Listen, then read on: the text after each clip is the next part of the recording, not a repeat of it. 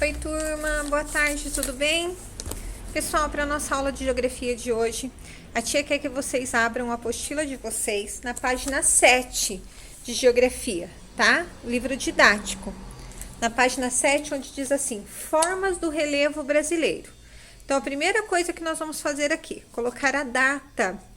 Hoje é dia 18/5 e nós vamos trabalhar da página 7 até a página 11. Na página 7, vocês têm um mapa mostrando quais são as formas de relevo que nós encontramos no Brasil. Nós temos ali representado pela cor marrom, pela cor amarela e pela cor verde. Como a tia colocou para vocês na aula passada, isso é uma cor padrão que é utilizada no mundo todo para se falar de relevo, tá? Então, quanto o marrom mais escuro, mais for para o avermelhado, mais alto são aquelas formas de relevo, tá? Então, vocês percebem que aqui no mapa, o relevo brasileiro ele é composto de planaltos, de planícies e de depressões, tá? Nós temos uma grande quantidade de planaltos e nas bordas dos planaltos nós temos as depressões. Então, agora nós vamos ler qual é o significado de cada uma delas. Uma coisa que tem que ficar bem importante. Toda vez que eu vou observar um mapa, o que eu faço primeiro? Eu leio o título deste mapa. Olha lá o título do nosso mapa. Brasil, relevo. Depois eu vou olhar a legenda. O que é a legenda? A legenda são os quadradinhos lá coloridos que tem do lado informando o que é representado naquele mapa, né? Então, aqui nós temos a cor marrom para planalto, a cor amarela para depressão e a cor verde para planície, ok? Bom, então vamos ler ainda na página 7 qual que é a definição de planaltos. Planaltos são formas de relevo com superfícies geralmente onduladas e bordas irregulares devido ao intenso processo de erosão. O que é esse intenso processo de erosão? Como nós temos uma parte mais elevada, que são os planaltos, elas sofrem uma ação chamada pelo intemperismo. A erosão causada pelo vento, que é chamado de erosão eólica, a erosão causada pela chuva, tá? Que também causa um desgaste. E nós temos a erosão causada pelo gelo, que é a erosão glacial. No nosso caso aqui no Brasil, nós vamos ter a erosão causada pela chuva e a erosão causada pelo vento, tá? Nós vamos ter aí.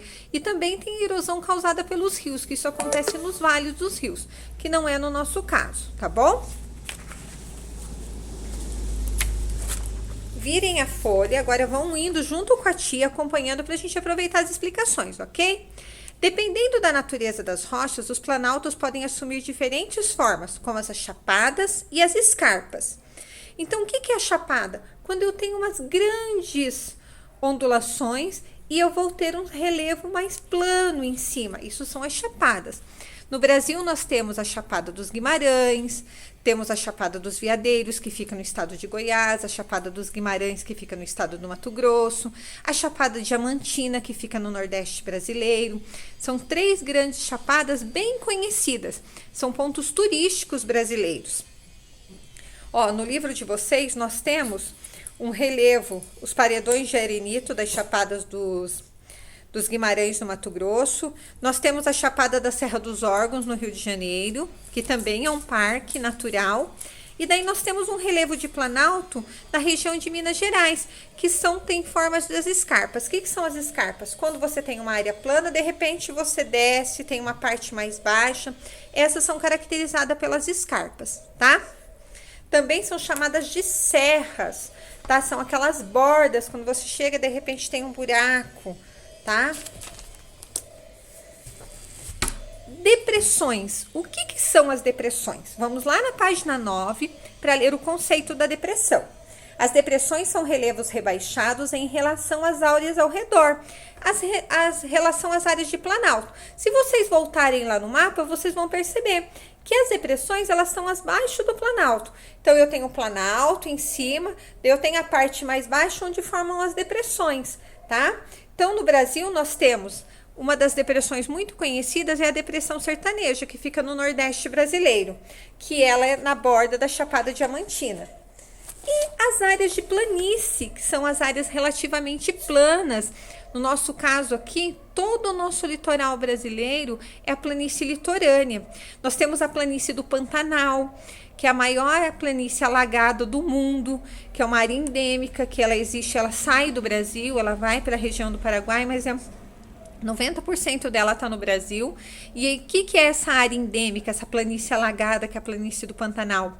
Que só existe aqui porque existem espécies de plantas, de animais, e o que acontece nessa região com os rios que eles alagam durante o período das águas só acontece aqui nessa região do Pantanal, ok?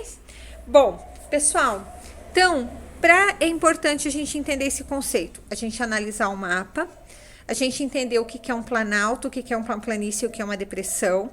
Então, as depressões, elas estão sempre próximas aos planaltos, são regiões rebaixadas em relação aos planaltos, e as planícies são áreas planas. Aqui no Brasil, elas estão próximas ao litoral. Perguntas. O relevo brasileiro, ele é composto do quê? Dos 3 tipos de relevo, de planícies, de planaltos, de depressão. Observando lá o relevo, o que predomina no relevo brasileiro?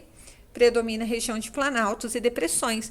É o que nós mais temos no nosso relevo brasileiro, tá bom? Ok? Então, agora a tia quer vocês fazendo as atividades daqui e do livro de atividades, ok? Pessoal, tem os QR Codes legais para assistir.